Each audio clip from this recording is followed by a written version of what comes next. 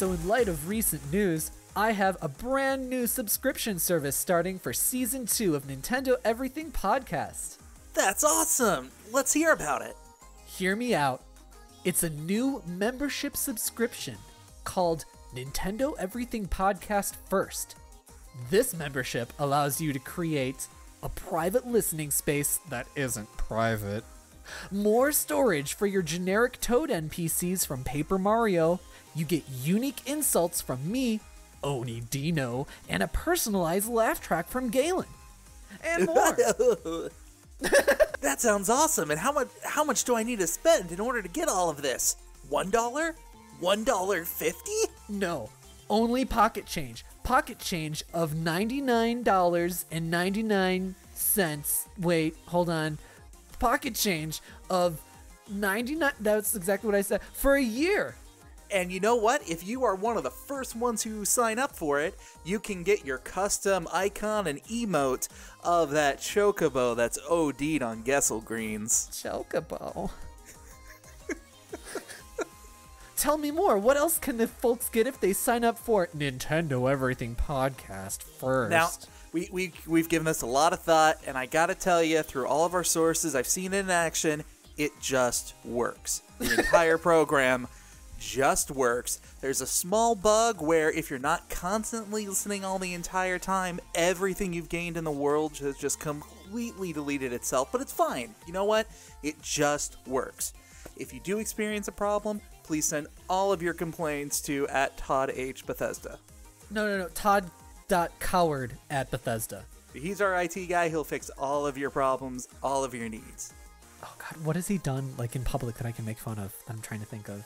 Just everything. And if Todd Coward isn't handling your IT, well, you can just revel in the fact that they have so many different services for you. Services like... One of the most requested ones. The community has been asking about it for a year now. It's the ability for Oni not to be mean to Galen. Some people would say that that shouldn't be something that should be hidden behind a paywall, but you know what? It's worth every single one of your hundreds of dollars. That's right. And if you don't like what Oni Dino has to say to Galen, don't worry. He's not an NPC in this this is falling apart. Subscription service. This is really falling apart. Just like what this joke is based on. So, Nintendo Everything First, the new subscription service that gives you 12 fingers. Galen, with all of these brand new ideas that we have, what do you think about the future of Nintendo Everything Podcast? It's okay. I think we have to rethink this idea that there's no way any business would actually make this an actual thing. No way.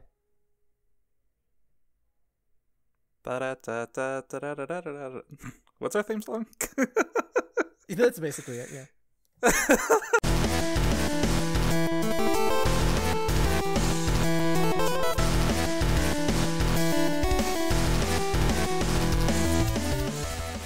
Hello, my lovely Phantom Thieves. Friends, thank you for joining us today on the Nintendo Everything Podcast, where we do not have a subscription service. This is episode 51. My name is Oni Dino, and with me, I have the inspiration for the Shin Megami Tensei demon, Mara. It's Galen. Hey guys, how's it going today? Galen has no idea who Mara is. I really don't. I have never played any of the Persona games. Cancelled. I know. Well, for those of you that do know, and Galen can look this up after the podcast. So we do not have a subscription service because who the hell would do that? That is dumb. Galen, who do you think would do something like that? Well, I assumed that this was going to come from something like EA or someplace who's just super, super money grubby, but I heard that Bethesda is apparently coming out with their Fallout First program, so I was kinda right. So this is all around Fallout 76, right? If you folks have not, and this is a Nintendo podcast, so very understandable that you haven't really been following it, but it has been huge news for almost a year now since the game launched in, I think, like November of last year. Yeah, the game's about a year old now. Yeah, it's just been like PR screw up after PR screw up. I don't know if, technically if it's like a PR thing. It's just like game choices. Just everything has been bad about this game. My favorite part is the superfan who heard about this decision to come out with the Fallout First program, which, for listeners who aren't following it, it is actually a subscription service. It is $100 a month for their Fallout World MMO.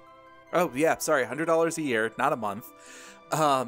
And you get access to a private world, which seems counterproductive to the whole, hey, this is an MMO where everybody can join on thing. You get, I think it's like 1,600 credits or whatever their microtransaction currency is, which isn't even enough to really buy much of anything on the their store. Yeah, no, it's completely ridiculous, and the service doesn't even work. There's an error message, or there's an error where if you are the one who starts the private server and you leave, everybody who is on the server loses absolutely everything that they've done until you log back onto it. Oh, well then it's not a private server. Exactly. Because it's not a server. Bethesda really needed a win because they are really kind of hurting because they've got, Doom, and that's it. That's coming up. That's going to sustain them and it's until they come March. out. Yeah. I mean, I guess them getting on stage and saying, hey, we put a battle arena game in your Fallout wasn't enough to skyrocket sales. And my favorite part is a super fan who actually went on and snatched the domain name for Fallout First. Oh, that's right, yeah. Away from Blizzard, not Blizzard, god damn it. Bethesda. And just made a parody website of this entire program. Yeah, and it's it great. Is a joy to read. It's really great. If you have not been there, go to, what is it called? Fallout First? Hold on, let me check it right now. Falloutfirst.com, because it's just great. A disgruntled fan that just really ruined it. Oh, and then there's even a thing at the very top. It says, let's make something positive. If you can, donate to Extra Life. Extra Life unites thousands of gamers to play games and heal kids by fundraising for local children's miracle networks. Oh, that's awesome. Yeah. Good. Very good cool. on this guy. Very cool. Very cool. But that is all Bethesda stuff, and we are not a Bethesda podcast. We are a Nintendo podcast. We are the Nintendo Everything podcast. But I did want to say, because I just remembered, one of the kerfuffles of this is, the people that bought the collector's super crazy pack edition. Mm-hmm. It was supposed to be, a really nice canvas bag. Remember, that was supposed to come with it? And then it was, this, And it was a literal trash bag. Yeah, it was, a vinyl bag. And it was really, really poor quality. And then they were like, oh, sorry, well, we'll give you some sort of, compensation for that. And that was, step 4 of them being like, no, sorry, there's nothing we can do. Then they're like, no, okay, we'll give you compensation for it. And they gave you, the atoms, which are, the in-game currency. They gave you so few that it wasn't enough to buy the exact bag in the game that the real-life games bag was modeled after for the collector's edition. Just, I mean, I know that's getting, nitpicky, I guess. But it was just too funny. Yeah, that's stuff that's been out since the game first launched last year. Yeah. I think it was one of your first additional DLCs that we did, where you recommend. Yeah, I think Muscles. it was. Yep, and he did a what happened with Fallout 76. Great video, highly recommend it. Yeah. It sums up a lot of the early stuff. He does. There was new things happening that week that freaking video dropped. There's just still so much more that he has to put in. Oh, this game has been a train wreck the entire time. I love it. I eat it up. It's like a little piece of cake that just keeps being sweet in my mouth. It's just. That being said, I know it was a joke that we played, but I would definitely download an emote or an icon of a chocobo ODing on Gessel Grains.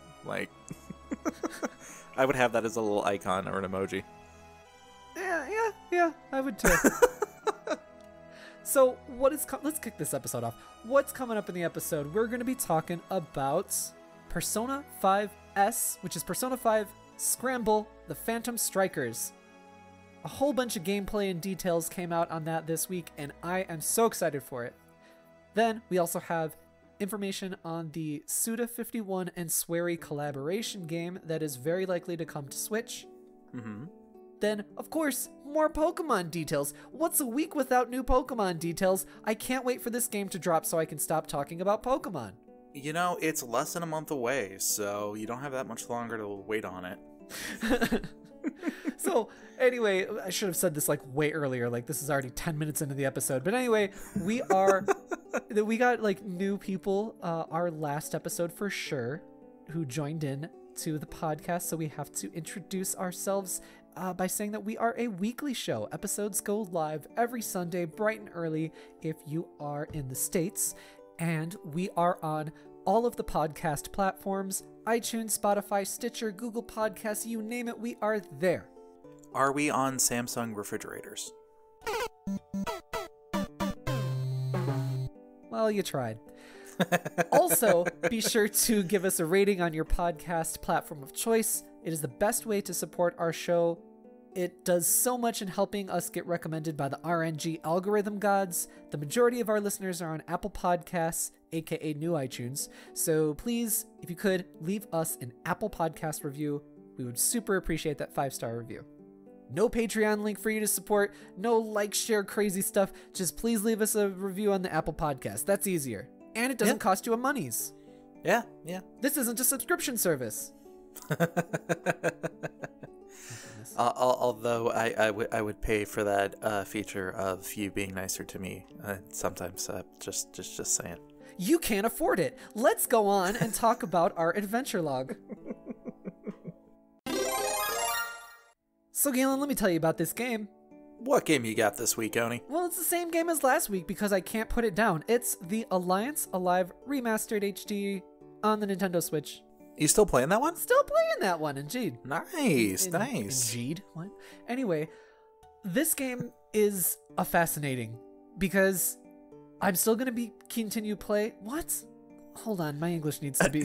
We need to start shut down PC this. Have you tried turning Oni off and on again? Can't stop, won't stop, might stop. As I said last week, I started a little bit. Now I played many, many more hours this week, and I am in love with so many aspects of this game, and then there's one or two aspects I'm like very surprised by. Okay. What were these elements that had you surprised? Well, not just yet. You gotta sweeten everybody up. You gotta tell them the good stuff that you like and you're loving. Well, was it a good surprise or a bad surprise? Galen is not even helping. He's actually making this worse right now. Anyway, the story, right? So no spoilers, don't worry. I will just say that it is an extremely gripping scenario. The opening of the game is very strong. It is a depressing and somber atmosphere from last week. It got worse, if you could believe it. Things just got worse. And I kind of wish that we were spending just a little bit more time with these characters and how they're feeling and how these events are affecting them. Like, just a little bit more. But I am enjoying the very strong mood and ambiance that the game is really churning out. With the aesthetic of that game itself and that I don't want to call it a chibi-esque appeal to it, but it's definitely chibi, a more like a cuter, exaggerated look to the animation. They got the deformed things. They got the big head. Yeah, I'm really kind of surprised to hear that it went with a dark and gritty undertone for it. It did. The story. It didn't last like entirely, but there is definitely a despair layer of hummus on this pita that is the Alliance Alive. Anyway, did you remember to eat before we started this? I have no idea what's happening in my brain. Yeah, like the madness descends week by week, and you just have to wonder like which shade of madness you're gonna catch me in. He's got hummus on the brain, ladies and gentlemen. Anyway, the story continued with these characters that I was playing last week, and then it bounced over to a new group of characters. And I didn't know that the game was gonna do that. It was amazing. Like as soon as it happened, I was so happy. It does so much for the world building and the story because the first group of characters that you play as, they are a resistance group in the cellar of a pub. So it does a great job of establishing what is happening in the world with humans being subjugated by daemons and being the lowest class of humanoids in the game. So humans are the lowest, then it goes up in beast folk, and then at the top is daemons. Okay. And then the next group of characters that you play as has you looking at the world and the social situation in a totally different angle. So you play as like a daemon who has a fascination with humans, and you play also with her ward and a child genius inventor who fights using an enormous mechanical duck. Wah. Honk in the chat, everybody. Press Y to revolution. No, press Y to honk. In this case, the two are one and the same. Oh, actually, you're right. What is it? Revolution of our time. Liberate Hong Kong. Liberate Hong Kong. Hong Kong. Oh my God, we've come full circle. Jesus. Anyway, I am loving the world building in this game. Yoshitaka Murayama has not lost his touch, and I just want to remind everybody who that is. Murayama is the creator of the Suikoden series, so if you're yearning for like classic PS1 era JRPG stories, this is exactly that, Alliance Alive. And Murayama wrote the scenario for this game, and I think that this is the first game that he has written for in like over 10 years too, so this is a really special one. All right, that sounds pretty awesome. Yeah. So, like, sort of off topic on that, I went to his website. He owns a company called Blue Moon Studio. And so I was looking at, some of the stuff that they did. And his website also says that his company, wrote the main scenario for Warriors Orochi 4 as well. So I have got to play that. Ultimate's coming out soon on that from Koei Tecmo, and I have got to play that. Okay. So, with it being a JRPG, which is kind of your bread and butter when it comes to video game choices, it's my meat and toast. This game seems to have captured you a little bit more than others. Like a Pokeball. What would you say sets this game apart compared to some of the other JRPGs that you've played? Like, what makes this better than a Final Fantasy? Oh my goodness! Why now this accent? So I have to say that the strongest aspect for me so far is the writing. The writing, the scenario, those are all what is gripping me and what is keeping me playing this game. I think it's really well localized and written. I've chuckled several times at the dialogue, and I think that the personality of the characters really comes through in the writing. The other thing that really is doing it for me are the visuals. And I know that that's kind of crazy to sort of think that that's such a strong aspect of it, but this HD remaster is really gorgeous. They've done a really good job on this. Like, the environments, the textures, effects, all these little flourishes and all these little details just make everything feel so magical and impressionable. Well, that sounds awesome. It's just a really gorgeous remaster overall. I love like being in the world and exploring the overworld map as well. Just like being in this world is great. So you would definitely say this is a remaster done well. Yeah, in terms of visuals, for sure. And the UI was remastered as well, so yeah, I would say this is a great remaster. Awesome. So are you going to continue playing it with the onslaught of upcoming games that we got coming up? Yes, I am deep into it. I am toed deep into this, whatever that means. I mean, let's face it, this is cutting into your playtime of Ring Fit Adventure. You know what? Maybe I need to get 2 Switches, because I can lay on the floor and do my Ring Fit Adventure while I play on my Nintendo Switch Lite the Alliance Alive. Isn't that just like Ghostbuster rules? You can't cross the RPGs. What? No. This is more like Robert Downey Jr. in blackface telling us, what do you say? You never go full Switch? I think that's a film reference that I don't think most of our audience will get. Like, you have to be over 30 to understand this. I've honestly never seen Tropic Thunder, so... Oh. Well, at least you know it's from Tropic Thunder. There's a feather in your cap. Yeah. Fun side note, you and I were talking about this a little bit earlier, but... I never talked to Galen. I have to call out my wife, who is right now in the other room watching Beetlejuice for the very first time. Fantastic film. It's so good. How has she not seen this? Oh my god, we talked about this on Onimusha just the other day. I talk about Beetlejuice all the time on my YouTube channel. Yeah, I gay married. G-A-Y-M-E, married.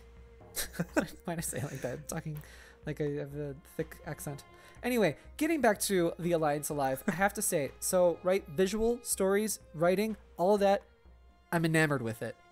Awesome. Going on to the gameplay, though. Okay. Now, I like it, but I'm definitely thrown for a loop on the gameplay. Okay. So the gameplay, right? It is a turn-based RPG. I thought, like, because it walks like a duck, it talks like a duck, but it doesn't act like a duck. It doesn't honk like a duck. It honks like Revolution. It is a turn-based RPG, but I thought that it was going to be very traditional. So you don't get experience points and you don't level up in traditional ways. The battlefields themselves are actually a grid system. It's not just front line, back line, or whatever it's called, forward and backward, like most of them are. And on the grid system, there is also, God, what do I want to say? Like a type or a role that your characters play, like attacker, defender, and support. Okay. And it's really layered. It's crazy. So there's all these little things in there that I just didn't expect based on how the game looks. I do want to say, though, a super positive on this is that there is an auto battle mode based on like what inputs that you've done in the game so far. That is excellent. There's a speed up mode. You can do 2x speed or 4x speed. Like, just beautiful little quality of life effects, or features, I should say, all over. And it's great. I need that. That's awesome. Yeah. I think every turn-based RPG should have a speed up feature like that.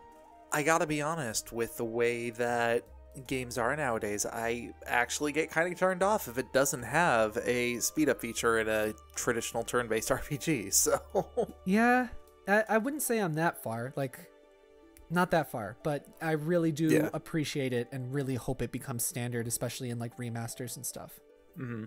So going back to like the experience system, you gain stats as opposed to like traditionally leveling up. It reminds me a little bit of Final Fantasy II, but without all of the micromanaging that made Final Fantasy II a flawed game for me. In Alliance Alive, your HP goes up and your SP, which is your like magic points, go up at the end of battle sometimes. I think it's based on if you fight like a really strong enemy, and I'm sure that there's like an algorithm behind the scenes where if you're just like grinding and grinding and grinding against like weak enemies, it's probably not going to increase your HP or SP, because then that would just be like a broken game.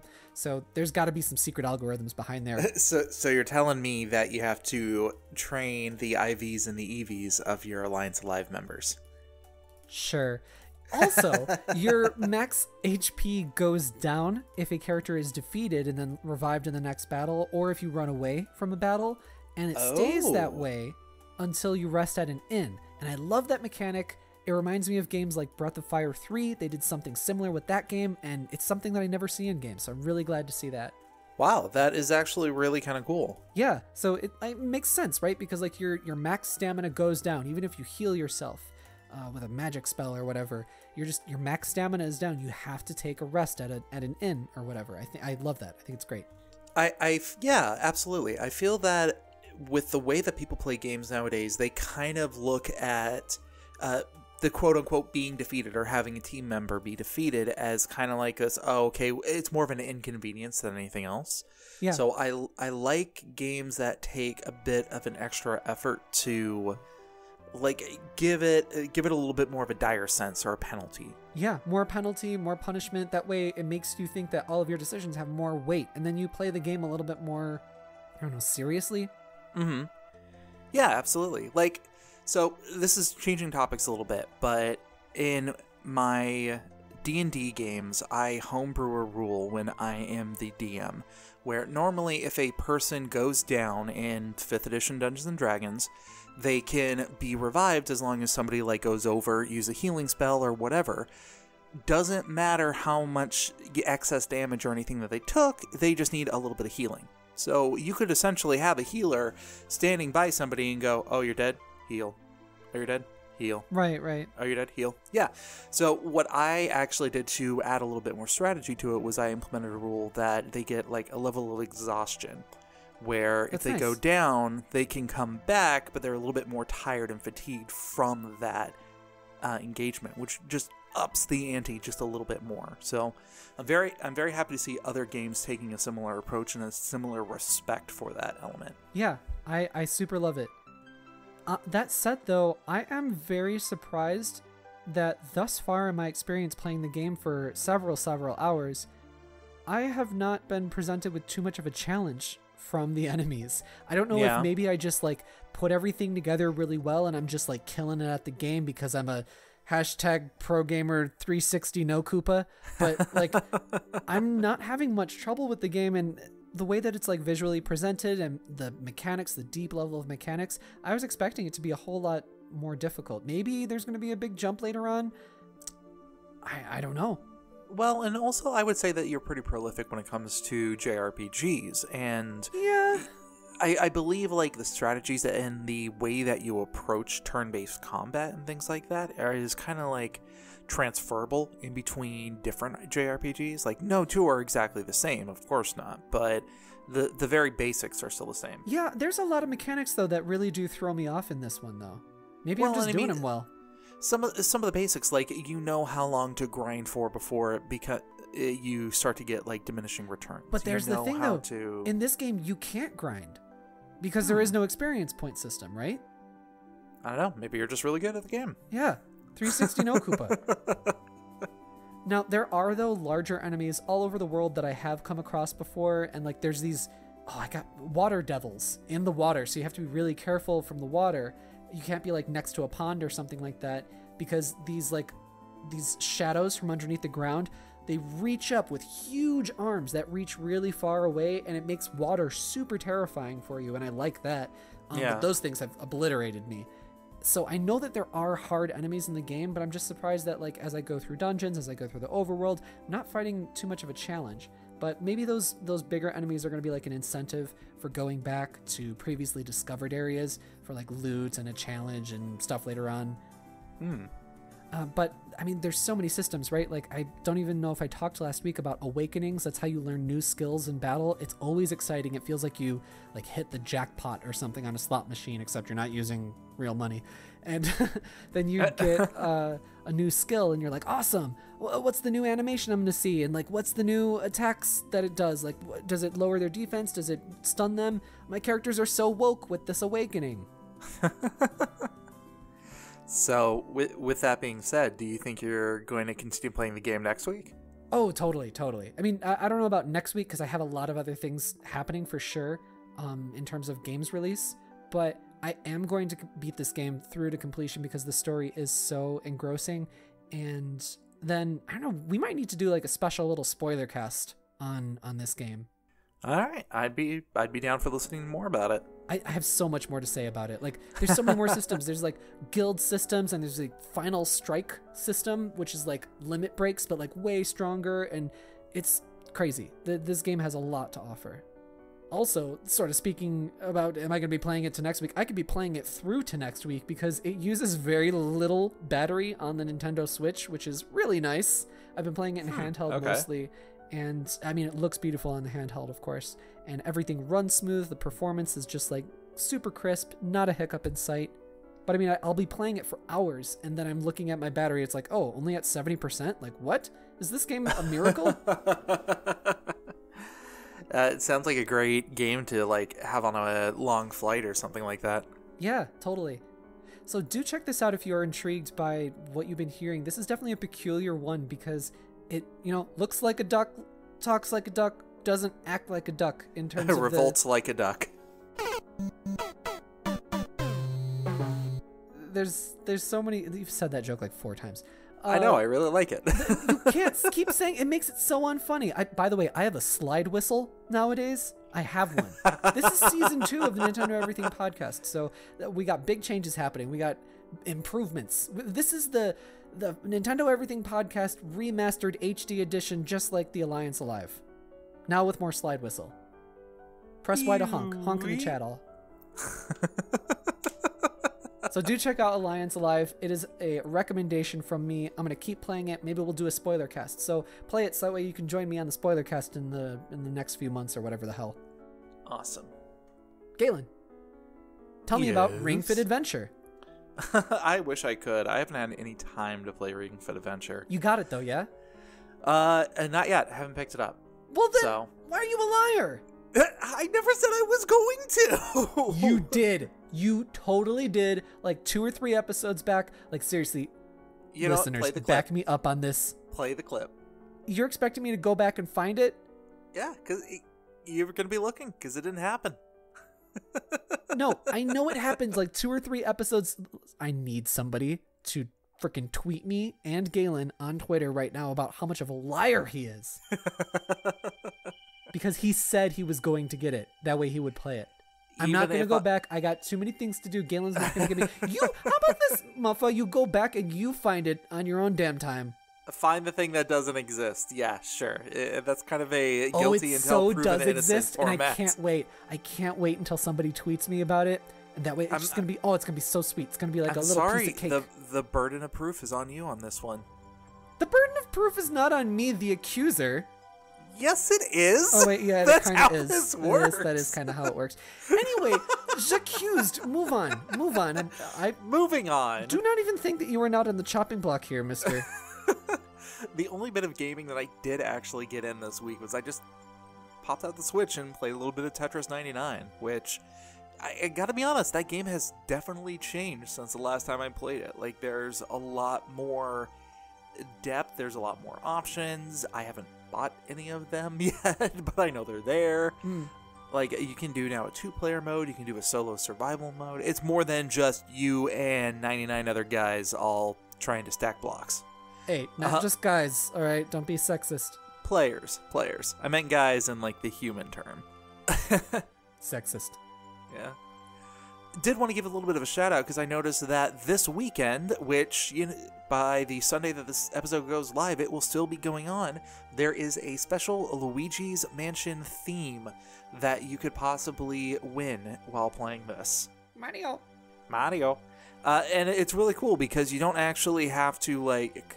You have to get like 100 points or something like that, and you gain points depending on whatever standing you get in the 100-man survival mode. So you could get like 50 points in one round, or you can get like 5, and just you have to play a couple more games. But from the Fire Emblem one that they did previously, they're not too hard to achieve. So if you have time, definitely get it. It's fun. And it's free. Drop one of those long, sweet blocks down the side.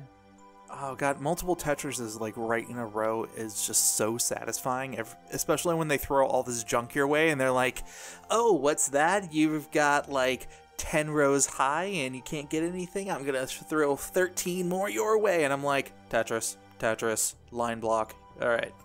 What do you got? Hey, Galen, have you gotten to number 1? Did you get your chicken dinner in the Tetris 99 yet? I still have not. I've been putting a lot of hours into this game. Then you talking and I shit. If you ain't got it, then you talking shit. Hey, I can get a satisfaction from the game without being number 1 at the game. Yeah, of course. But yeah, you're talking shit.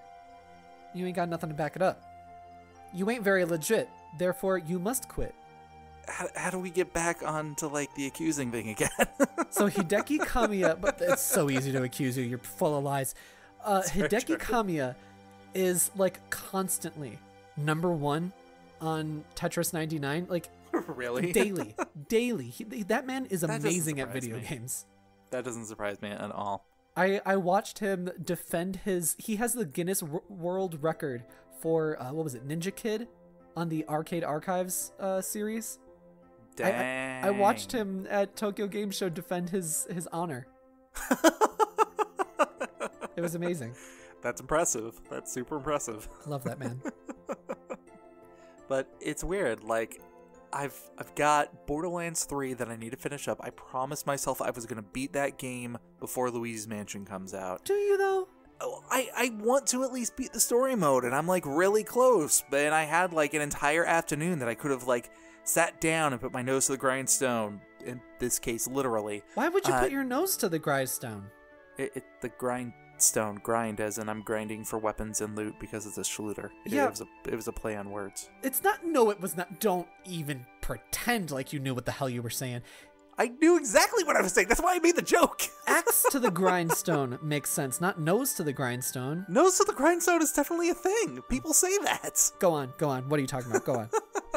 No, it's just, I find it interesting that I have all of these fantastic games that I could be playing, and yet I resort to the one that is just the mindless, you play it just to have fun, not play it for the progression part. My backlog is definitely growing a lot larger than I would like it to be. Okay, apparently people do say nose to the grindstone. I think that's stupid. It should be X to the grindstone. I think they're both the sayings. They are, but it sounds like you're grinding your nose.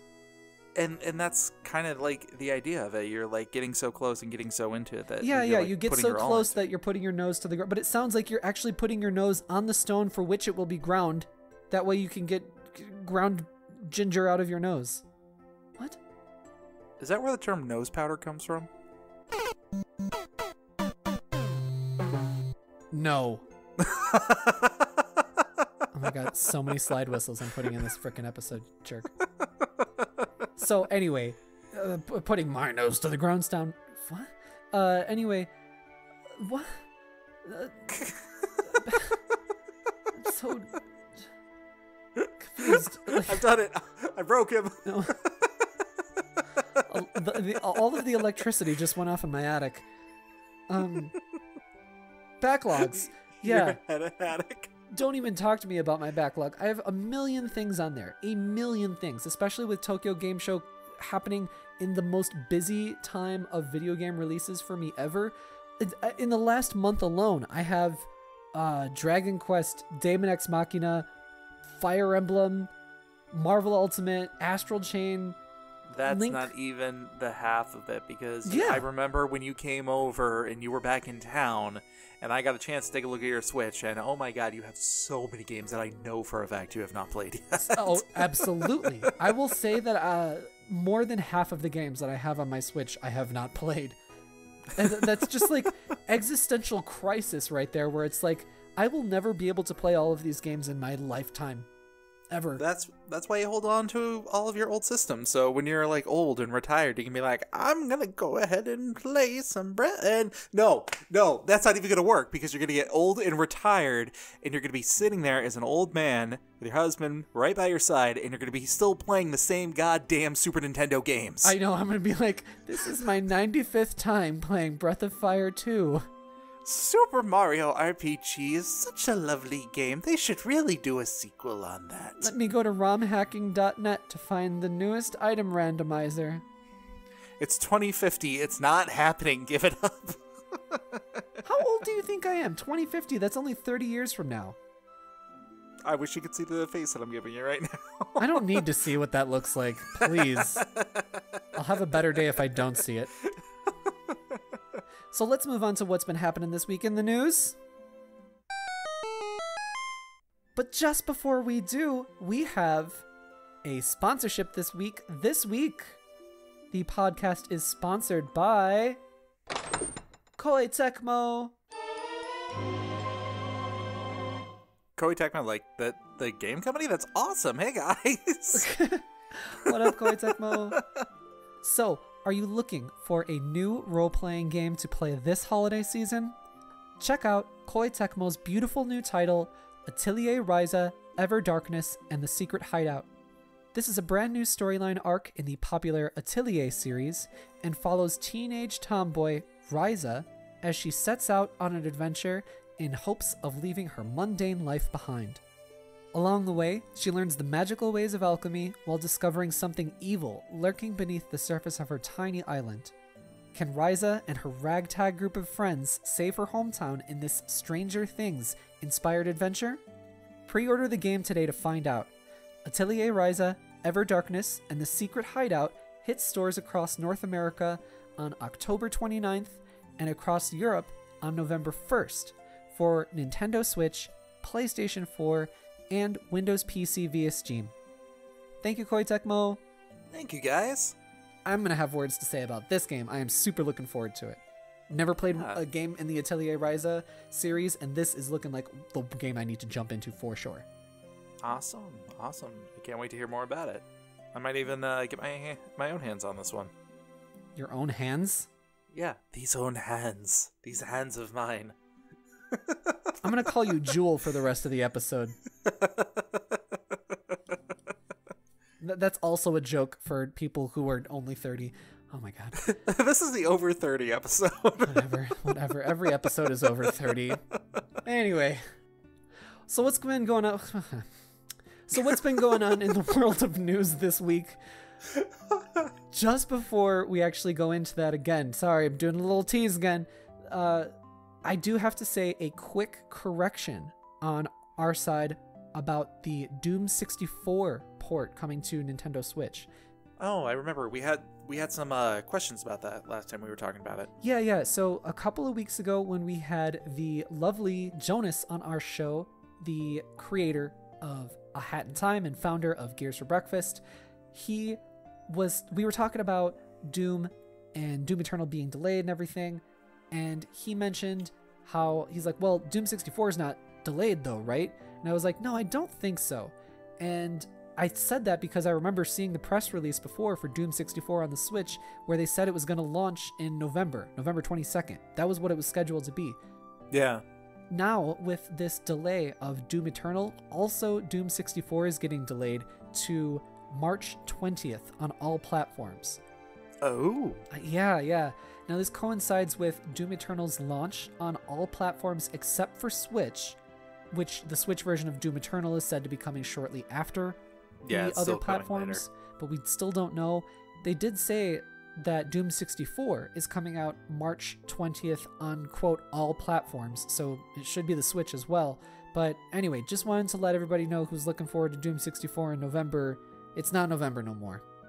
Yeah, it is kind of nice to have that clarification there. Yeah, we don't like to spread no misinformation. No scrubs. Yeah. You can call me T-Boz, no scrubs. Oh my god, another joke for the people in their 30s. For added misinformation, subscribe to our new subscription service, Nintendo Everything Podcast First, where you will get all the misinformation at that premium price. Galen, we have like another hour of this episode. You can't keep making the same joke over and over again. It's not funny. Anyway, the big news this week was Persona 5 Scramble, the Phantom Strikers. God, I can never remember that title. I'm so excited about this game. Is it Strikers or Scramble? No, Persona 5 Scramble, the Phantom Strikers. Ah, gotcha. Yeah. Galen spreading misinformation, that's what he is. Anyway, we got gameplay, details, and a release date for this game. It is launching February 20th, 2020 in Japan. No Western dates have been released yet. Okay. However, February 20th, that's right around my birthday, so I'm going to keep it a birthday present for myself. I was actually going to say, it's like, hey, this gives me an idea for a birthday present for you. Thank you. Now, this game, I believe, is being published by Sega Atlas. So, with that in mind, on the Persona series and some of their games, they do have a tendency to release the Western versions quite a bit later. Like, not just a month or two later, but like quite a bit later than the original Japanese release. So, we'll see how this is going to go. We'll keep you updated like the moment we hear it about the Western release. But the game is coming real soon, February 20th. What we do know about the game so far is that it is a completely new story set after Persona 5. It is a half year later and the Phantom Thieves get together for summer vacation, but things shit. Stuff is happening all over Japan. From the looks of it, we're probably going to be able to learn even more of the game because they have a live stream of the game itself coming out November 4th. Yes, that's right. So get some juicy details in the next week or so. But for what we do have now from the gameplay trailers, we are seeing a ton of different variants on the gameplay. We're not only seeing the, warrior style gameplay of big flamboyant crazy attacks with large groups of enemies, but we're also seeing sneaking, platforming, 2D side-scrolling. Yeah. Like, do they have an American version of the trailer, or is it just the Japanese one? Just the Japanese version. Also, that was just because it's in English doesn't mean it's American, okay, you jingoist. I'm exposing you. Touche, I guess. I would have loved to have had a better understanding of, like, what they were saying as a non-Japanese speaking person. But from the gameplay that I saw, like, I was really surprised. It definitely is more than just the Warriors game that we thought it was going to be. Exactly. And don't even say we, because I didn't think that. Like, the naysayers thought that. People love to shit on Warriors games and spin-offs, but, like, I'm over that. Well, And I remember last time when we were originally talking about the very first trailer that they came out with this, Yeah. I was making comments on how I really appreciated the elevation that they added into the gameplay, which I felt kind of set it apart from a standard Warrior-style game. Watching this new trailer and watching these new screenshots, it actually reminded me a lot of Kingdom Hearts as far as a battle style. Tugging at my collar right now on that one. You don't think so? I mean, sure, but I don't know if I want to compare it to that, in that I'm not a fan of the Kingdom Hearts series, sadly, as much as I want to be. Okay, what are you not a fan of? Are you not a fan of the story and how convoluted everything is and how you need a freaking diagram? Yes. Or are you a proponent of I already answered your question. Gameplay? Gameplay, fine. Gameplay is fine. Action RPG, sure, do that. Yeah. And it's that part. It's the action RPG elements that made me, or reminded me of that. Oh my god, and people's hearts in this gameplay trailer have been getting stolen too, so you're right, this is Kingdom Hearts! Oh, shit!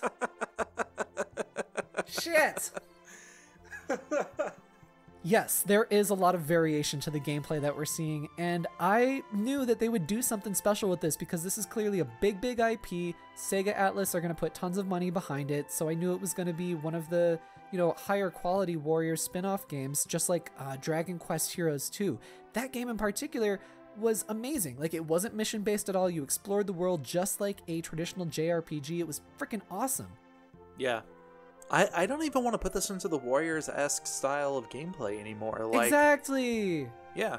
This is an Omega Force game for sure, but I mean, it's unfair to say like it's just Warriors because that means so many different things nowadays with all of the different spin-offs that they have. They got freaking One Piece, Hyrule Warriors, Fire Emblem Warriors, Dragon Quest, the Gundam ones. There's a million other ones that I can't even think about. Oh yeah, absolutely. And they all have their own unique stuff. They put a lot of effort into those games, so I think it's so lame when people have their hot takes that Warriors gameplay is for like brain dead people or whatever they say. That's the most like childish complaint ever. That's like saying only meatheads play sport games, or turn-based battles are stupid because they stand there and you press from a menu. It's just another gameplay style, Well, and I remember when this game first came out, there was a lot of controversy that they wanted this to be a Switch version of Persona 5. Yeah. And when they didn't get that, they were upset about that. Not opening that can of worms. Yeah, let's not. I'm really hoping that this new trailer does kind of put out a couple of those fires and get people more interested, because I would love to see the more US response, the more Western response to this new news and this new trailer. Hey, I corrected myself. Good. To this trailer, the sooner we will probably see this ported over to the West. And I would love to get my hands on that game. I don't think that it's contingent upon like fan response though. Like, I don't think so. Like, just to how things work, in boardrooms and stuff, they have a map of when they plan to have this game localized and released and all that stuff. So I'm remaining optimistic that they're going to, if this does get a more positive response, because this is relatively new news, right? What? Which part? Well, just the trailer and everything. Like, oh yeah, this came out this week. Are you not paying attention to the news? Why don't you prepare for this didn't podcast? See what date it actually came out on. Okay, just like a couple days ago. Okay, that was my question. Well, I'm gonna fight you. Bring it. I'll kick your butt at Nintendo. At Nintendo. Yeah, exactly. I will meet you out front of Nintendo's headquarters, and you will attempt to kick my butt. But anyway, like, people, with complaints about the gameplay style, it's just another gameplay style, and, like, maybe it's not for you, for those complainers, but it's someone's preferences when it comes to their entertainment, it doesn't make them any less of a intelligent person or whatever. Yeah. Oh, what? That's my take. But anyway, going back to the gameplay trailers, we're also seeing them traveling not only in like battle systems, but they're also traveling with NPCs around them. They're traveling all over Japan on beaches, eating out at restaurants, going through cities, and it looks like there's going to be a lot of mechanic to that, which I'm all about. I hope that it's not like a mission-based kind of thing, just because I loved the feel of battling in Warriors-style combat, but then being all over the place like Dragon Quest Heroes with the exploration elements and stuff. I loved that so much. I can't sing enough praises on Dragon Quest Heroes 2. Heck, I was going to say I'd even take like social hub areas in the vein of like Fire Emblem Three Houses or something where you've got your missions, you're going to your levels, but then you've got this place where you can explore and actually like develop your character out. And I mean, I think from the gameplay trailers that we're seeing, we have bare minimum that, because they're traveling all of these different, and not even that, like honestly, bare minimum, we have even more than that, because we saw them traveling in all these different areas that are very different locations. Like I said, beaches, there's like a shrine area, towns, they're eating at restaurants. And so, yeah, we're going to get some exploration and some downtime. It's not just going to be battle. So we also saw like a tease of the date system as well. I wonder how much that's going to play into the gameplay. I am all about this game. Yeah. I'm so excited. So excited. I need to play the original Persona 5 though. Like, oh God. You need to play Fire Emblem. I need to play that too. And I need to play Daemon X Machina and Astral Chain and all the other games from 2017 or whatever the hell. I haven't seen you do a whole lot of Astral Chain on your YouTube. Well, maybe show. we will. Get married. Maybe, don't fight me about it. Jesus. I'm a businessman, man. I got so many things going on in my life. The YouTube channel is a challenge, casual thing. My God, how do I just switch out words that begin with the same letter? How? I was watching your Outlast playthrough for the second episode, and when you started mentioning the Scooby-Doo hallway, I really wanted one of the two of you, just to go Raggy, like in the voice. Oh. No one can really do that voice too well. Everybody does like a mediocre bad impression of it. I've met a couple people who can do a really good voice. Well, they sound like the life of the party. Anyway, we're also seeing in the battle systems. Who hurt you as a child? You've known me since then. Maybe it was you. We're also seeing in the battle systems here, we're seeing like a party swap system or mechanic via the D-pad. It looks like you could have up to 4 characters in your party. I think that there's also a persona swap system as well, just, based on what I'm seeing with the UI. That's really cool. Yeah, so lots of customization, as you would expect. This game is kind of like fallen off my radar a little bit, but now that it's back and actually seeing this gameplay trailer, I might actually set some time aside to watch the live stream, as opposed to just like catching the highlights and stuff. Oh, you're gracing their time with setting aside time to watch their live stream. I thought you were going to say you were going to buy it. I'm a busy man. I've got a business plan, or whatever it is you say. Oh my God. I hate you so much.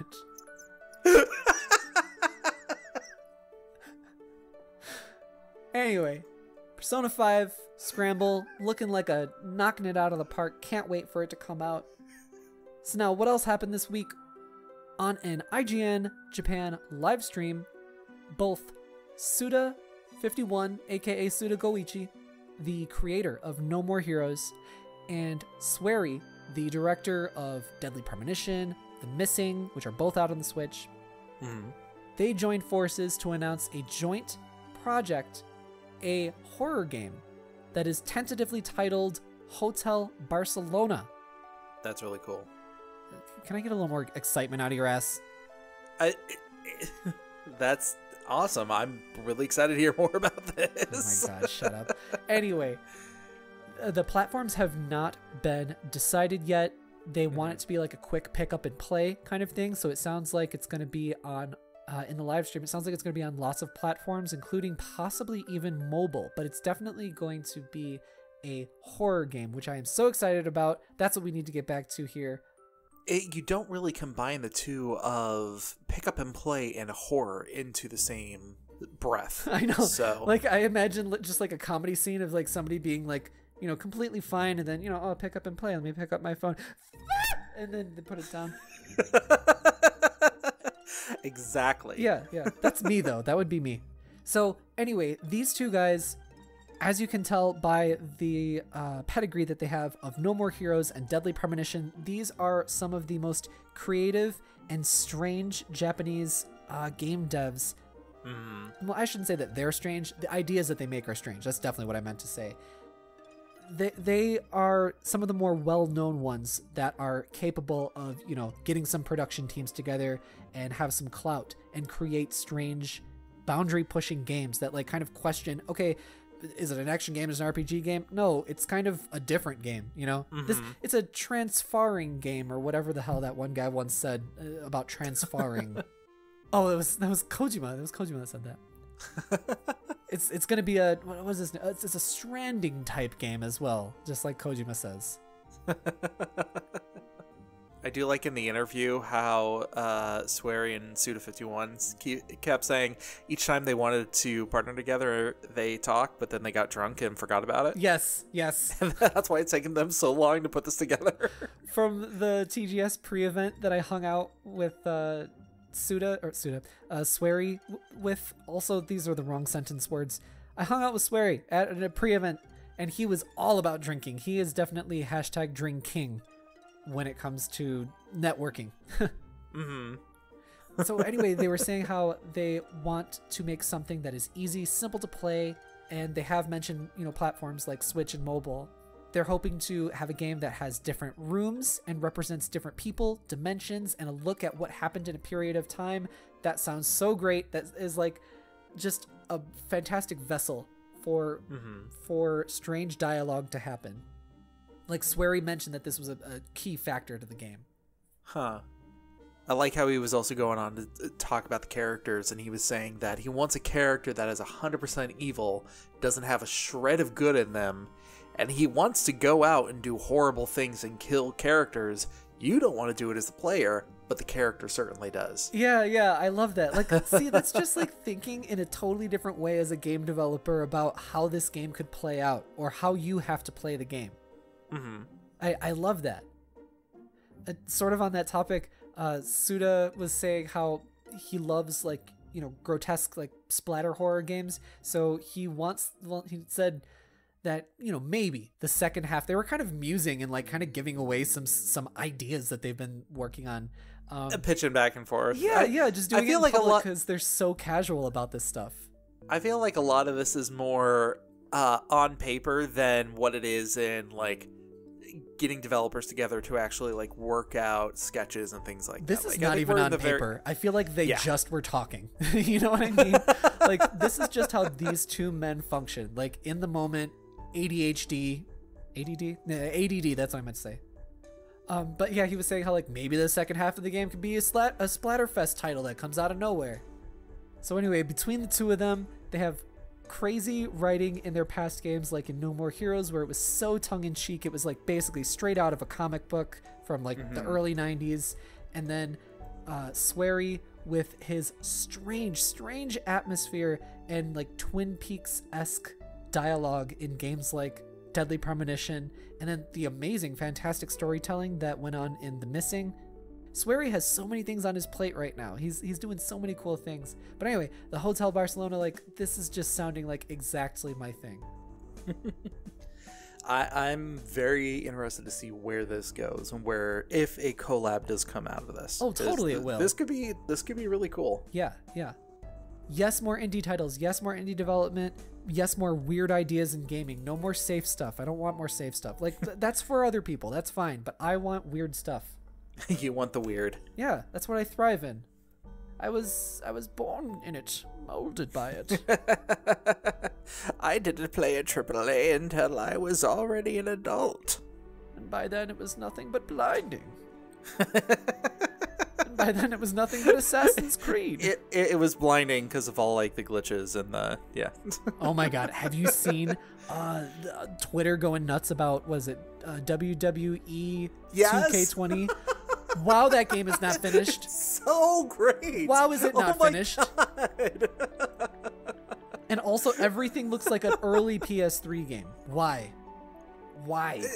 It's because it's WWE and the developers don't give a shit anymore. I wonder if it's just like FIFA, where they're contractually obligated to bring out a game every year. I wouldn't be surprised. And they were just like, we have to ship it. Like, this isn't finished. Like, someone took a bite out of this sandwich and I have to sell it. There's not even any meat in this sandwich. It's missing the lettuce. they say with a mouthful. Yeah. Just like there's like lettuce flying out of their mouth. There's no sauce. It's actually a very dry sandwich. Oh, that sounds terrible. Hey, charge people full price for it. Yeah, I would. I've been there. What?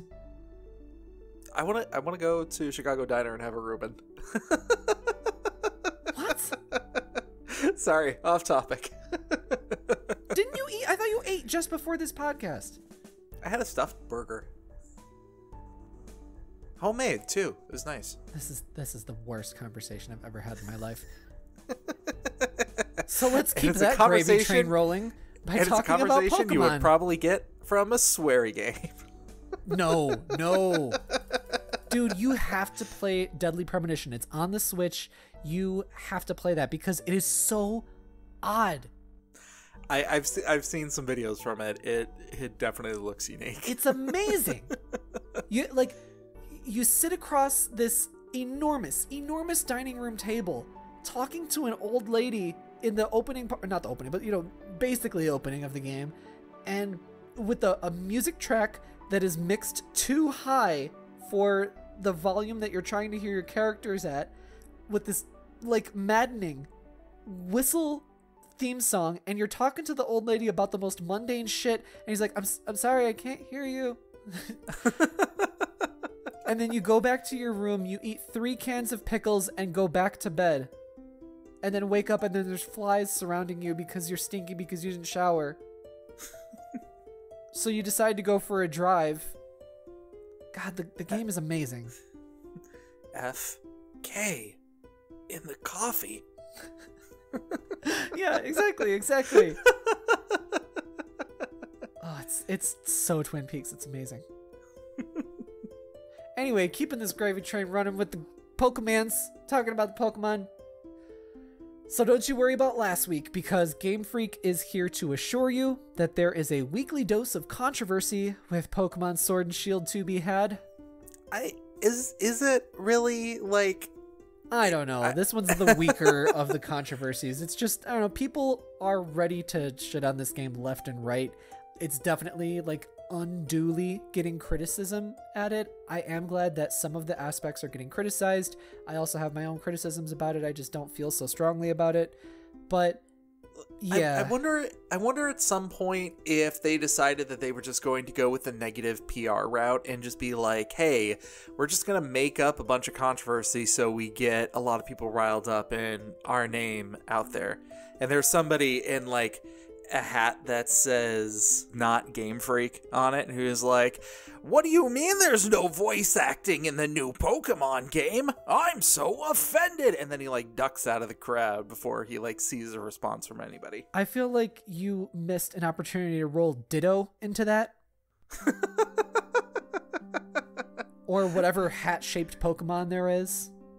Oh, that would be a great Pokemon. And you would read the Pokedex entry and it'd be like, this Pokemon wears itself as a hat and then devours everybody's soul from the inside out. It is like super just out of nowhere bizarre. Speaking of out of nowhere bizarre, let's talk more about this news article. Well, you tried. So, good old Shigeru Miyamori, nope, that's not his name, Shigeru Omori, the producer, he caught a little foot and mouth syndrome this week, where he was asked about voice acting and why there's no voice acting in Sword and Shield, and he said that it's because of the large amount of text and the 9 languages that it's being translated into, and he says that it's incredibly difficult to coordinate and organize all of that to actually happen. Now, my thought on this is, yeah, I agree that that's difficult, but other companies are already doing exactly that, including Nintendo. So, like, I don't feel strongly about this opinion. Like, I honestly don't think that Pokemon at this moment needs it or whatever, the voice acting. But all I'm saying is that his choice of words, his choice of reasoning in his statements, this makes him sound bad. I mean, I guess looking at this objectively, I kept asking myself the question of, did somebody want voice acting in the new Pokemon game to begin with? Yeah, yeah. I mean, I don't care, like, for sure if Pokemon has it in there as well. Like, I totally understand where you're coming from on this, and it does kind of seem like coming up with an excuse as to why it's not there. I would have just said, own up to it and saying it's an artistic decision. Like, I would have respected that answer a lot more. Exactly. And he actually used that in one of the parts of his answer there.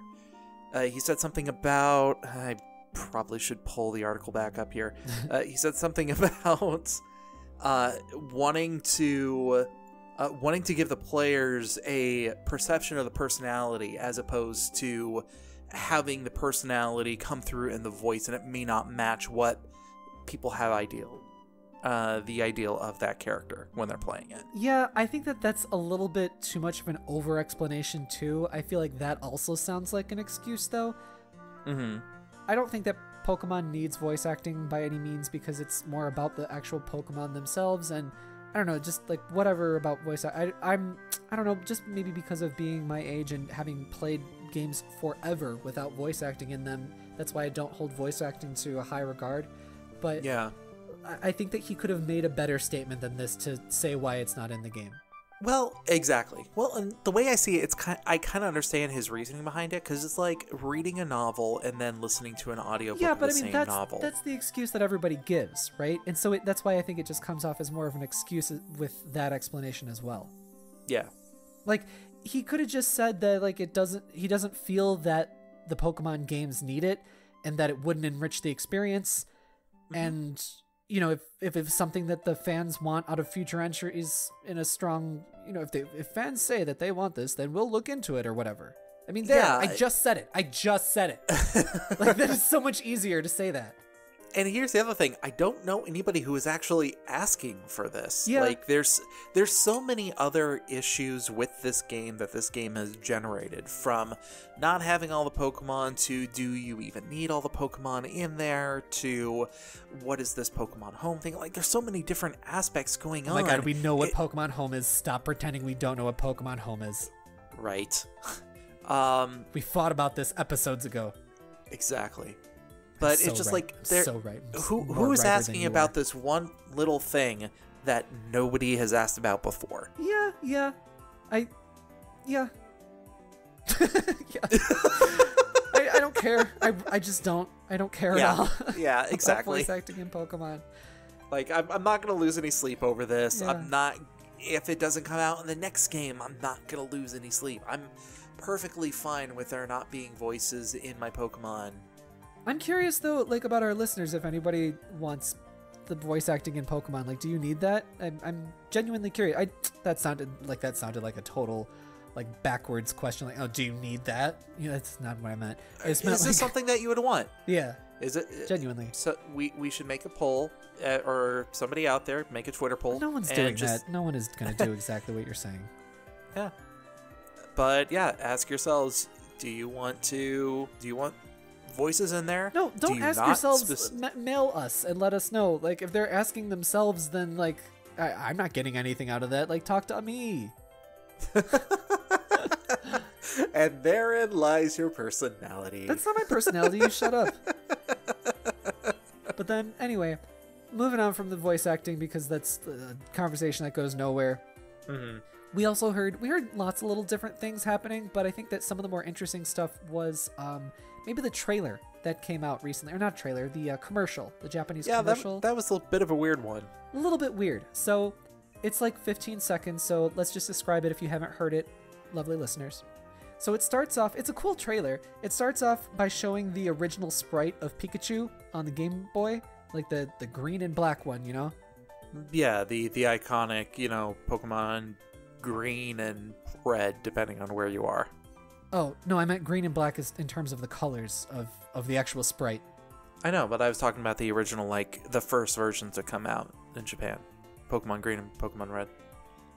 Or Pokemon Red and Pokemon Blue if you're here in the States. Oh my god, I'm gonna slap you. I'm just gonna slap you and turn your face into a jelly the next time I see you. Not a ditto? Anyway, this Pikachu, he comes running out of the grass, and it's like a very realistic setting, and then just like that Pikachu that comes out, and he's got like a little bit of like, shadow on him. It's very Octopath Traveler, actually. And then they show, like Haunter also from that generation. Then they keep going on from generation to generation. They show the sprites of different Pokemon all coming together, and they're all coming together to the very center where there's like 4 different players. It's also worth mentioning that during these time, they're pulling out the original consoles that those Pokemon first made their appearance on. You see them turning it on, and then the sprites from whatever generation was using those would start to come out. Yes, so then they run up to those 4 players that are playing them, and they have all these different, handhelds in their hands. And then suddenly those handhelds turn into switches, and then all of those Pokemon turn into updated versions of Pokemon, updated CG Pokemons. Mm-hmm. It was a good trailer. But considering that there's 2 big parts of this that the people who are in the know that this doesn't really represent. Yeah, there's a lot of mixed messages going on here. There's 2 things here that I find are kind of misleading with this trailer. Okay. One is that it kind of looks like all the Pokemon are in this game. And 2 is that it looks like you can bring Pokemon in from previous games and previous generations. I would kind of say that those 2 are kind of major assumptions. I did not get those same things, but I did still get some mixed messages when I saw this trailer. For me personally, I was seeing this as they were focusing very much on the legacy that is the Pokemon franchise. Yeah. And hey, whether you started on the Game Boy or you jumped in at the 3DS or whatever time, all of us are Pokemon masters together. I sounded dirty when I said that. Ugh. I'm kicking you off the show. Please do. Also, I'm keeping that in the podcast so that way you feel super embarrassed. Also, good job not naming 5 consoles in a row. Episode. I thought you were seriously going to name all 5 or 6 of them. Good job stopping yourself after 2. I really this is season 2. I'm learning. Oh, God. It took us 50 episodes. Yep. 50 more, and I might actually stop making really bad jokes. Anyway, but the second thing was, why are they showed no new Pokemon? Like, they know some of the Pokemon that are going to be from this one, and when they actually did that thing where all the Pokemon got together and it flashed and all of them were with the quote-unquote new updated graphics, I actually paused it, went through the entire thing frame by frame. I did not see one new Pokemon.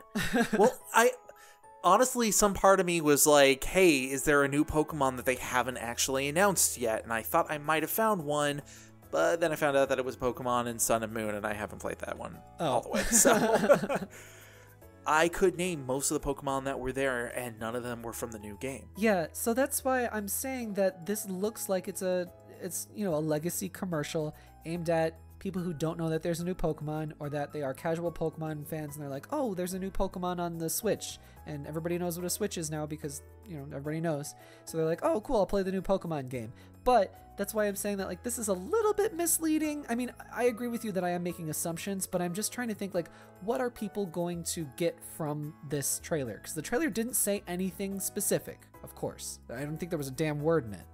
Yeah, there was none. But you know what else this kind of reminded me of?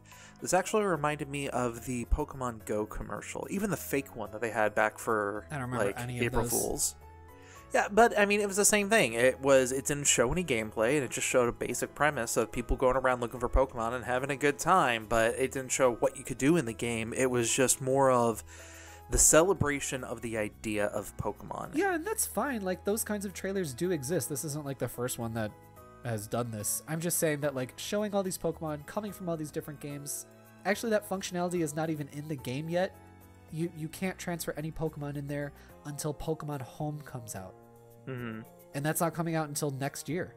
But there was nothing about this trailer that said you could transfer Pokemon or even alluded to it.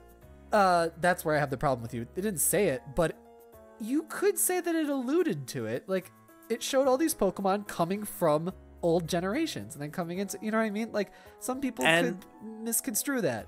One could also make the argument that every Pokemon that they showed was one that was in the game itself, and they still don't make that promise itself. I mean, I guess this such a little wiener the way you're talking.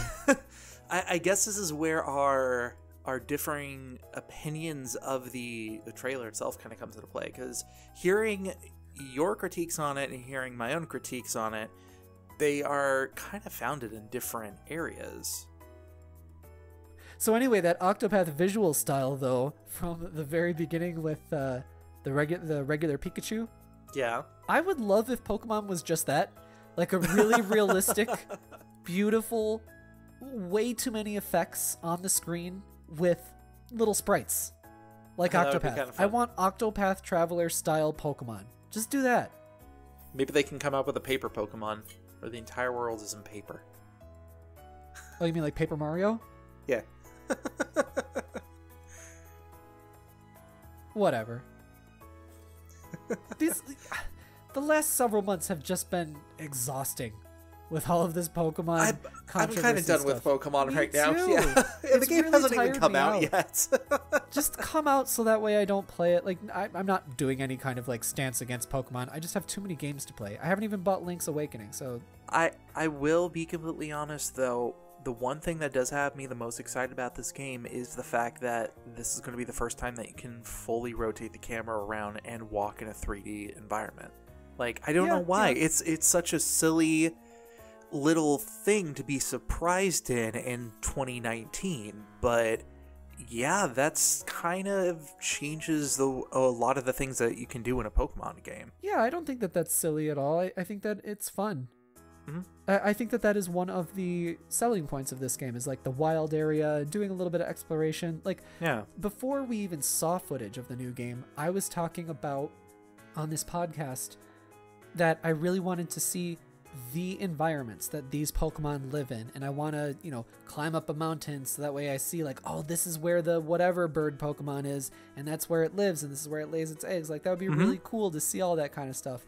We're not getting that, but we're getting sort of little Getting tiny, steps tiny in that bits of direction. Yeah, maybe in 5 more generations we'll see that. Ugh. I might be dead by then. Christ. But I would have loved that. I wish that it was kind of like in between what's happening right now and in between what I was fantasizing about, like a year ago or whatever. And then also I wish that the battles were in real time. Like, it didn't take you to another screen. I wish that the battles were like right there on the field in the wild area, at least. Just because it's a little bit more immersive in terms of like where you are and what you're doing, and other Pokemon being around you. I think that'd be fun. Yeah. Damn it. Well, game comes out in November, so Yeah, we'll see it soon. yeah. And then we won't have to talk about it anymore. Oh no, we're definitely gonna end up talking about it. There's gonna be so much more that we figure out afterwards, and then the updates, and then the Pokemon Home coming out. Believe me, this is not over with yet. Yeah, I know. Ugh. So anyway, let's pick ourselves up and let's go on to some additional DLC. Yeah. Galen, what you got to share for the people today? I've got a... how do I put this? So, I do actually enjoy watching his videos, so I'm going to recommend Angry Joe this week. He's not my preferred persona, per se. I definitely think he is kind of like a shouty YouTube guy sometimes, which is an acquired taste in a lot of cases. Yeah. When he does get into a rant, however, it does feel like he hits all the right points that emphasizes the outrage in the community. So the link that I currently have is actually his initial response to what we were talking about earlier, the Fallout 76 or the Fallout First membership thing.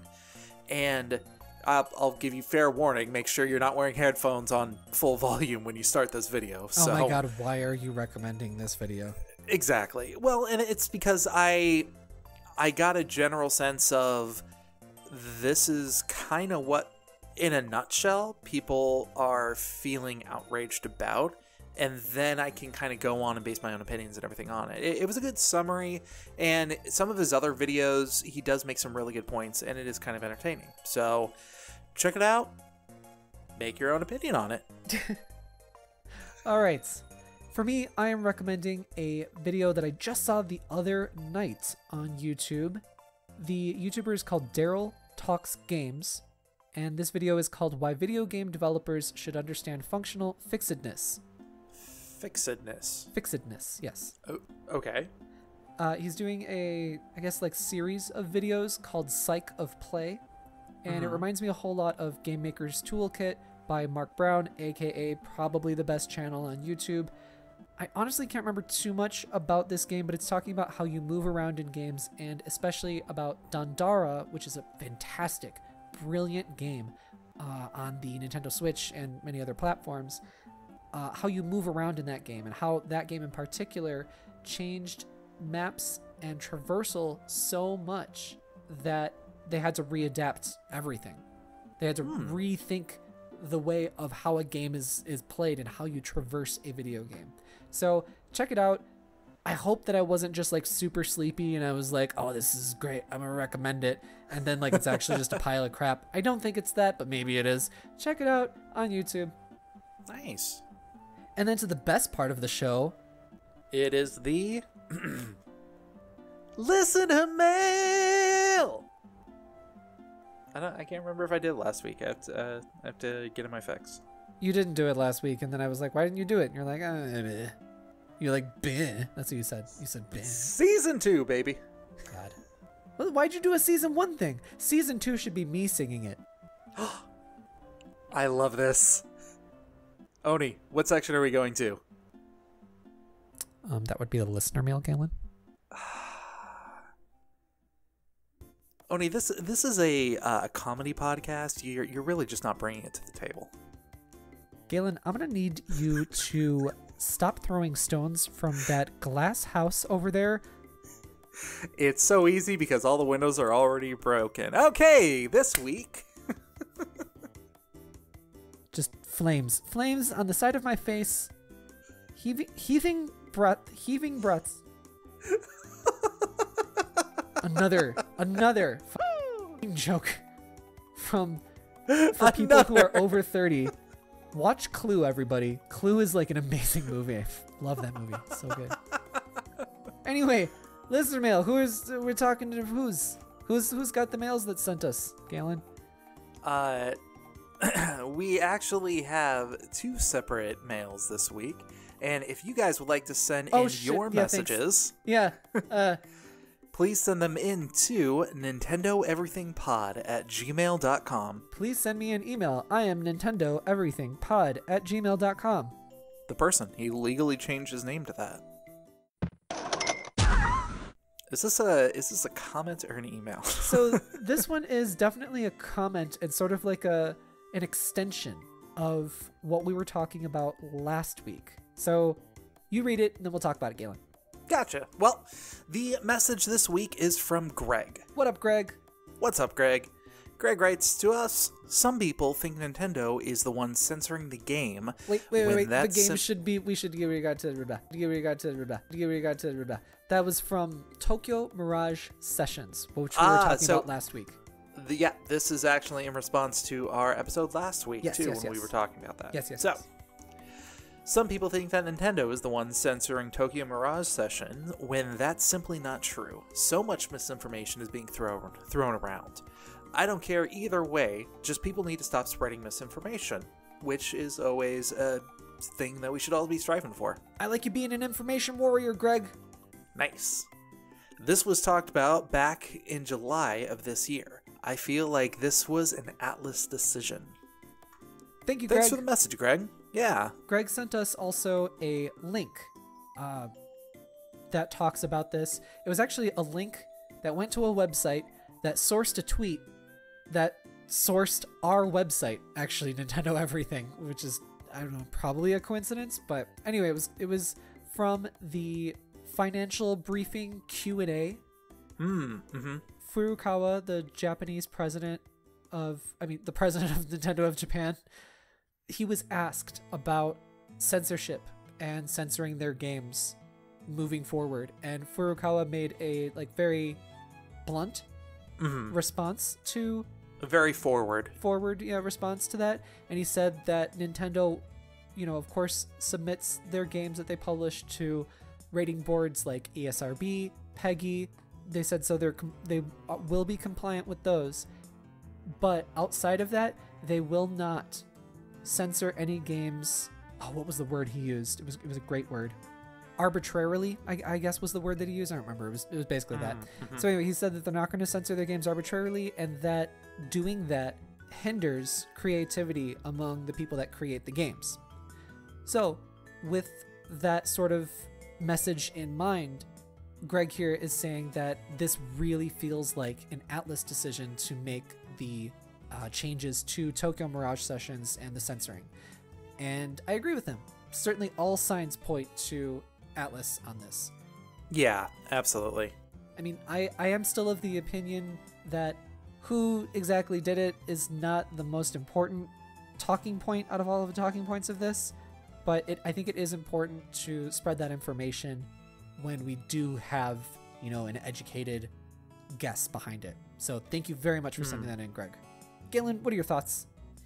Honestly, you did. You said it best. I feel like Atlus was the one who made this decision, and I honestly feel like they made this decision because they felt like they could make more money. They could sell more copies of the game if they made this decision. Whether it was to avoid controversy, whether it was to cause controversy, whether it was to just try to get a lower rating on the game, because right. I think we mentioned this last week. Originally, when they were writing the game, they wanted to make this an M-rated game, but they decided to tone it down for a T. Am I right on that?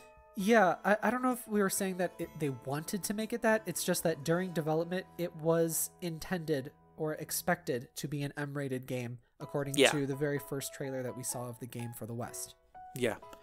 And honestly, I don't feel like the changes that were made affect the original message or the tone of the game itself. Yeah, as somebody who's played the game, it doesn't. Yeah. It doesn't change. Like, the characters still have the same growth and the same arc with the altered costumes and the altered images. I think that maybe the original one is stronger in that. Just listen to last week's episode. We talk about it there. Exactly. We already talked about this. Exactly. Play Tokyo Mirage. Takeaway. Play Tokyo Mirage Sessions. That game's coming out. That game sounds great. And you know what? I've been listening to the damn Tokyo Mirage Sessions soundtrack recently. Those friggin' songs are full of just J-pop goodness. Overly sweet J-pop goodness. Like, just, I got a toothache. I'm going to put a friggin' song at the end of this episode. That's how much I like it. Nice. Yeah. I'm going to keep on doing that until I'm out of them. How about that? We're going to be here for another year, aren't we? No. I mean, each episode we're going to be doing this. I know. That's what I meant. I know your J-pop library. I ain't stopping. No, it's not the J-pop library. It's the songs that were in Tokyo Mirage Sessions. Galen. Oh, okay. You need to stop being so misinformed on this podcast and play Tokyo Mirage Sessions, you garbage human. So anyway, Greg, thank you very much for sending in that stuff. And again, anybody writing into us, it's not just the questions, not just the life advice. Feel free to send in corrections if we're wrong. We always want to be spreading information, positive messages, and all that crap. Yeah. Absolutely. Plus, I really like hearing from you guys, so. Galen's very lonely. And we also got some emails from Chris. This actually came in several weeks ago. Chris, thank you very much for sending in these emails. We're not really going to talk about them just because you mentioned, keep this on down low. But Chris sent us some really awesome stuff where it showed, Okinawa and it showed Osaka and stuff like that.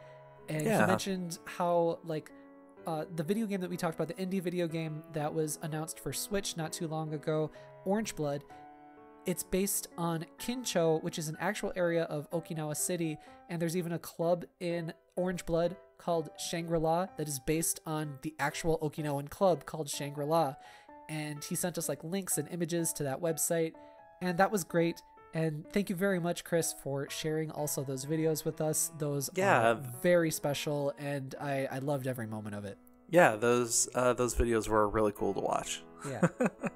So we're gonna have to keep our eye on Orange Blood, especially too, because that's another one of those indie games that is based on society and real places and people, and I'm very excited. Could be fun. Yeah, when a game touches on that kind of stuff. Yeah, absolutely. So again, send us those emails. Email backlog is getting a little light, so we are accepting applications. Send in your emails to Shut up. Email applications. NintendoEverythingPod@gmail.com. Send in your applications to replace me at NintendoEverythingPod@gmail.com. It's not a tall order, folks. It's funny because I'm a tall person. Oh, hey. Yeah. You know what? You, my friend, you earned yourself another day. Nice. I live to tell another bad joke. Should have quit while you were ahead. You already said it. You can't take it back now. Should have quit while you were ahead. Like George Costanza. Serenity now! Oh, hey, that's not the right guy. That was George Costanza. Yeah, you did pretty good. Wait, I thought it was Kramer. Well, he said that as well. Oh, that's why I got confused. True story, it's been forever since I've actually watched an episode of Seinfeld. Okay, so that's a personal flaw. That is a flaw in you as a human being. You must watch Seinfeld all of the time. I still think of Seinfeld every time I scratch the side of my nose. It's a good show. So anyway, what's coming up? What's coming out on Nintendo Everything? On our website, you can check out, we have an Overwatch review coming up very soon. We also have an interview that I did with the devs of Elder Scrolls Blades for the Nintendo Switch. Then we have so much more good stuff coming up. I'm going to be transcribing a few interviews that we did in Japanese, so that's gotta be transcribed and translated. So much good stuff on NintendoEverything.com. You can stay connected to us also on our Twitter at NinEverything. And then check out our YouTube as well, youtube.com/NinEverything. And then you need to go to my Twitter at Oni_Dino so that way you can tweet at me and tell me how wrong Galen is about how he said he was going to buy Ring Fit Adventure. Bring it. Produce that evidence. It exists. I know it exists at least twice or three times. In like the last like 3 or 4 episodes, I feel like, is when you said it. Because it was when we were talking about Ring Fit Adventure. So oh yeah, we were talking about that. Really recently. I just don't remember saying that I was going to purchase this game 100%. That's because you're a liar. And then also, on my Instagram, I'm uploading food pictures of stuff I cook. I'm uploading pictures of somebody's car that has a whole bunch of like weeb Japanese stuff all over it. I don't know if they're my friend. I don't know if they're my enemy. On my Instagram, at Oni__Dino. And then I do the YouTubes with my husband. We're doing spooky games. It's still October. We are playing Onimusha and Outlast for the spooks of October. I really hope that we can get at least one episode in of Fatal Frame. That's going to be for later. I want to see you guys play Fatal Frame. I do too. I want to constantly always be playing Fatal Frame. Speaking of which, when I went out to Tokyo Game Show and interviewed Keisuke Kikuchi and asked him about Fatal Frame, and he was like, yeah, we definitely want to make a game for Switch. And then that information blew up on the internet and blew up on our website, and I was like, oh, I feel so happy because I care about this series so much, and I see so much overwhelming support coming in for the game too. Like, ugh, love it. The only downside I can see in a Fatal Frame game for the Switch is that so many people will throw their Switches out of pure fear. Yeah, sure, whatever. There's no wrist strap on that thing. Whatever. But you can check out my YouTube. That's Game Married, GAYME Married, where I'm playing with my husband Clifton. We will also be playing a little bit of Marvel Ultimate Alliance and Super Monkey Ball, which is coming out super soon for the Nintendo Switch. Banana Blitz. That was a user requested one, wasn't it? No, it was Cliff. Cliff loves Monkey Ball, so I'm really excited to, because I've never played a Monkey Ball game, so I'm really excited for him to teach me and just hear like how excited he is about this game. Like anytime he's ever just mentioned it, he's always been like, "Oh my god, Monkey Ball!" So I'm looking forward to playing that. Galen, how about you? Well, you can always follow me on Twitter at Mobius087 and catch me on Instagram at true_Mobius, which I might actually be posting some pictures to because I've gotten into the habit of trying to straighten my beard lately, and with a hair straightener? With an actual hair straightener. My wife has been assisting me, and it's like a night and day freaking difference. Like, whoa. Like, I've never considered myself one to have, like, even entertain the idea of having, like, a long beard, but, like, if this is how soft it is all the time, like, I can see this developing into something. Oh my god, I hope that you look like Pai Mei from Kill Bill. And That's like, exactly what I thought! Really? Yes! Oh, awesome! You earned yourself another day on the podcast, Galen. But, well, thank you. But I actually ordered a beard straightener, which just came in the mail today. So either I'm going to burn the shit out of my face, or my beard is going to look immaculate. Probably both, and you won't be able to see the burns because you have a beard, so it's fine. Yep, follow me on Instagram to see those results. I will follow you on Instagram. So that is episode 1 of season 2. Be sure to subscribe to Nintendo First. What's it called? Nintendo Everything Podcast First. For 12 fingers per year. For 12 fingers, exactly. God, that sucks. I can't believe that they're actually... I can't believe that made that out of the cubicles, you know? Right? So stupid. Right? So... there was some bad thinking on that one, but like on the other hand, what else does Bethesda have? Like, maybe they're just, it's probably going to be lucrative for them in some way just because there's people with bad spending habits. I think they're stretching themselves way too far. Like, I think they're trying to do way too many games, because what in the pipelines right now, they've got Elder Scrolls 6, which everybody is freaking waiting for. They've got the new Star Valley, Star whatever. Oh god, I forgot about that. Star Citizen or something. Yeah, they've got their new space RPG game that's coming out, which I'm personally excited to see something of, but I haven't even seen a freaking teaser trailer for it. Yeah. And in the meantime, like, what else do they have? Doom is awesome because they've got... was it id Studios doing that one? id Software. id Software. That brings up, though, like a great point, though, is I think that Bethesda is a better publisher than they are developer. Like, yes to the games that Bethesda publishes. The games they develop, little hit and miss. Well, and Fallout 76 is absolute trash, and I feel like they were really banking on that as a way to sustain them to the next like big RPG that they're going to be coming out with. I don't know what else they have though. Wolfenstein, that already came out. No, the sequel, the DLC edition, whatever you want to consider that. I don't know. I can't. The one where you play as the twin sisters. Youngblood, that's what it's called. It came out. It came out, but I mean, it's doing okay. Yeah. But it's done. But is it enough? Yeah, exactly. It's already done. They've got Doom Eternal that's going to be coming out. After that, nothing. We'll see. We'll see. I'm sure they're going to announce something at E3 or whatever the hell, or show off something. I don't know. They better. So you know what we're banking on to sustain us, Galen? $100 a month. Oh my god, like just a little bit of effort on your part. Come on. A rating from our lovely listeners. God damn it. Just stay tuned for next week. Yep.